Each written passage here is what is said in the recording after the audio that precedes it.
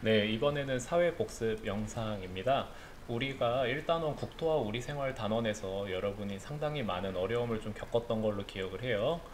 왜냐하면은 2단원인 인권과 법 같은 경우에는 인권, 그 다음에 법, 이런 경우에는요, 여러분이 생활 속에서 누구나 당연하다고 생각되는 것들이 많기 때문에 크게 뭐 외우거나 어려우거나 그런 내용이 별로 없는 것 같아요. 1단원에 비해서.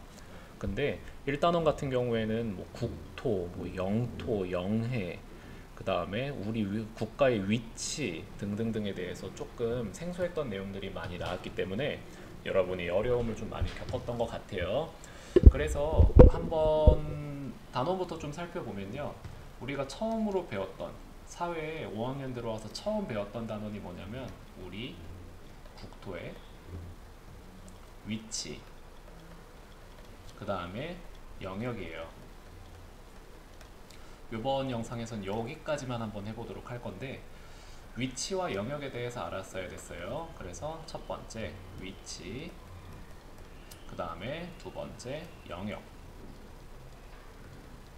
위치하면 생각나는 단어들이 있을 거예요. 어떤 것들이 있죠? 위도와 경도가 있었는데 얘네가 뭐냐? 지구가 있었어요. 지구. 다시 한번. 지구. 지구가 있었는데 이 지구에는요, 사람들이 너무 많이 모여 살고요. 수많은 나라들이 펼쳐져서 살고 있어요. 그래가지고 여기 호주도 있고요, 뭐 인도네시아도 있고요. 그래서 여기 뭐 아프리카도 있고요. 여기 뭐 유럽도 있고요. 여기 뭐 인도 땅도 있고요. 엄청 넓죠? 여기 러시아 이런 식으로 있어요. 근데 사람들이 가상의 선을 그려놓은 거예요.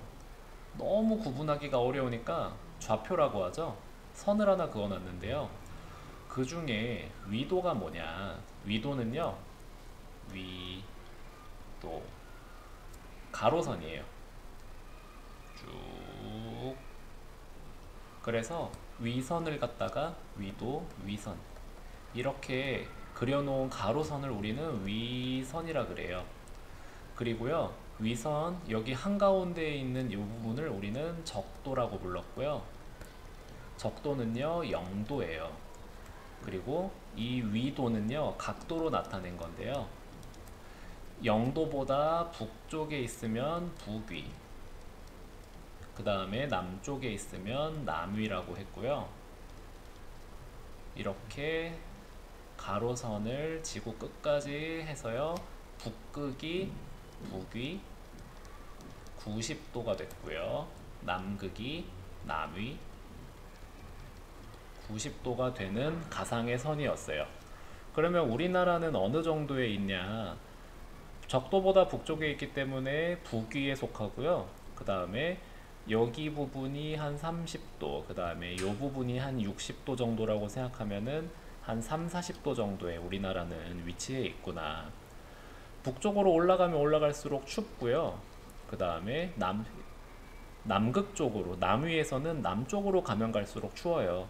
그래서 얘기했던 게 우리나라랑 호주는 계절이 반대라는 이야기도 했었던 것 같아요. 경도예요. 경도는 방금 위도가 위선, 가로선이었죠? 그러면 경도는 경선이라고도 부르고요. 이거는 각도, 이거는 선이고요. 얘는 세로예요. 그래서 파랑색으로 나타내자면은 여기 영국에 한 천문대가 있어요. 그리니치 천문대라고 하는 곳인데 여기를 갖다가 영도로 했어요. 그러면은 우리나라는요 얘네에 비해서 오른쪽 동쪽에 있죠. 그래서 동경이라고 하고요. 그리니치 천문대의 서쪽을 서경이라고 합니다. 그래서 이렇게 세로선을 이렇게 그어놔요. 우리나라는요 동경 약 120에서 130도 정도 사이에 있는데 뭐 우리나라 시간은 135도인 일본시로 한다고도 얘기를 했던 것 같아요. 그래서 이런 위치에 있어요. 근데 우리나라의 위치를 조금만 더 확대해서 보자.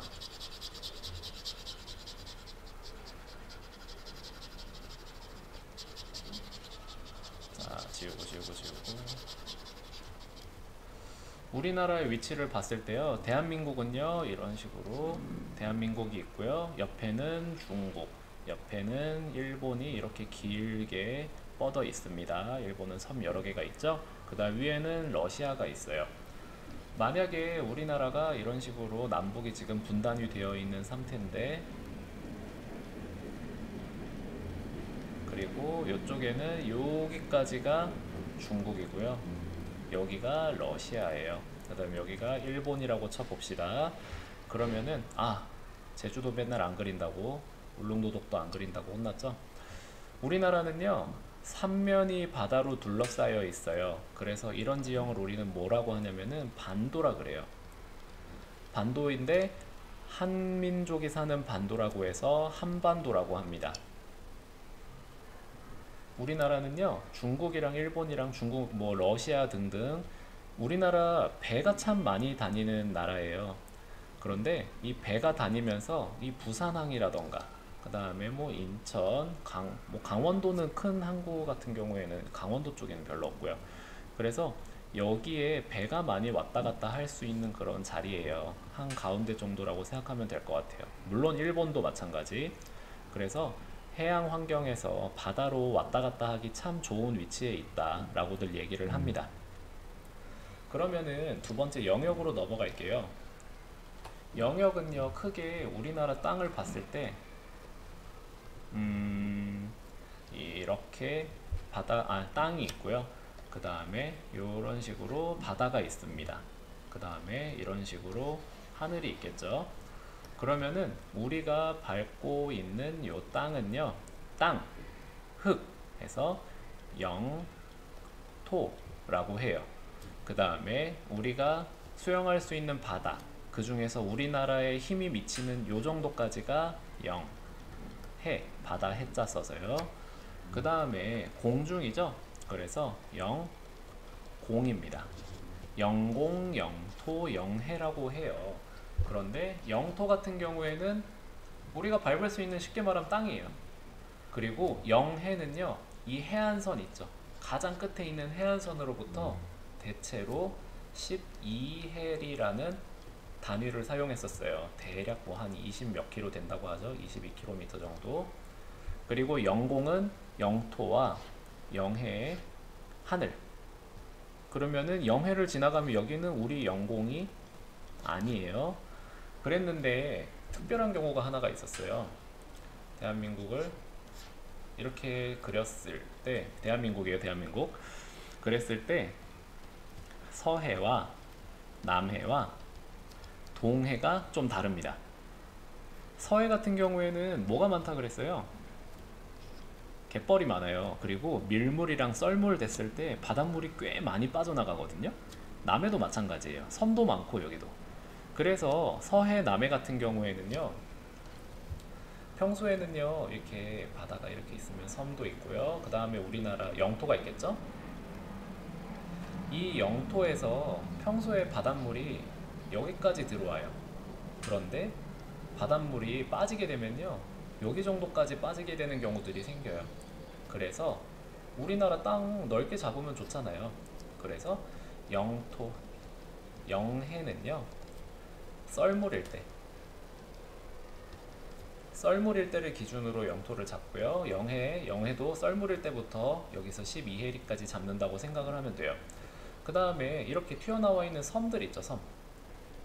만약에 섬이 여기 뭐 무슨 섬, 무슨 섬, 무슨 섬, 무슨 섬 있어요. 그리고 대한민국 이렇게 땅이 있으면요, 섬을 마지막으로 기준으로 이어요. 그래서 여기서부터 12해리, 여기서부터 이렇게 12해리. 그래서 여기가 전부 다 영해가 됩니다. 서해, 남해는 이런 식으로 해요. 근데 동해안은요,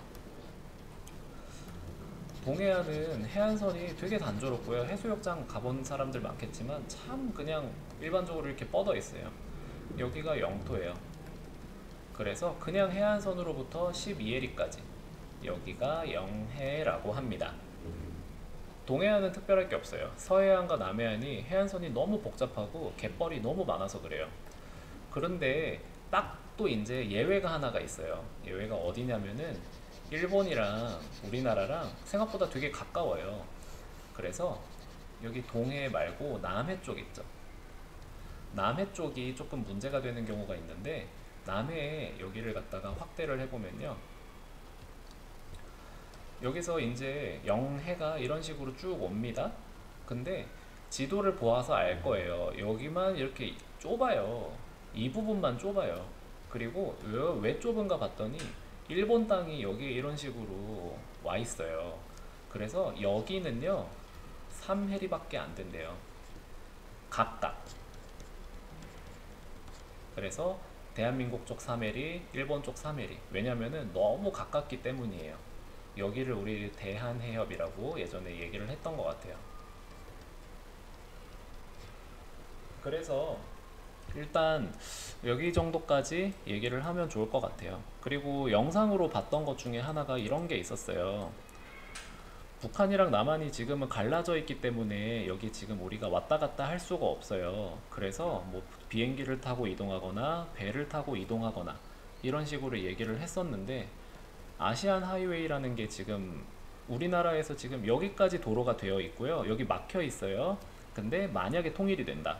그러면은 우리나라는요, 대한민국에서부터 시작해서 중국, 그 다음에 뭐 인도, 이런 식으로 유럽까지 고속도로를 타고 러시아, 중국, 인도, 서남아시아, 아프리카 쪽까지 모두 연결이 되는 위치에 있어요.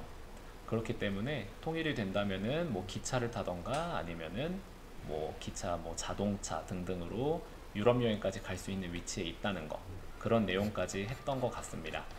그래서 요 단원 내용 한번 복습 차원에서 했고요. 한번 좀 영상으로 확인을 하면 좋을 것 같아요. 그러면은 여기서 마무리를 짓겠습니다.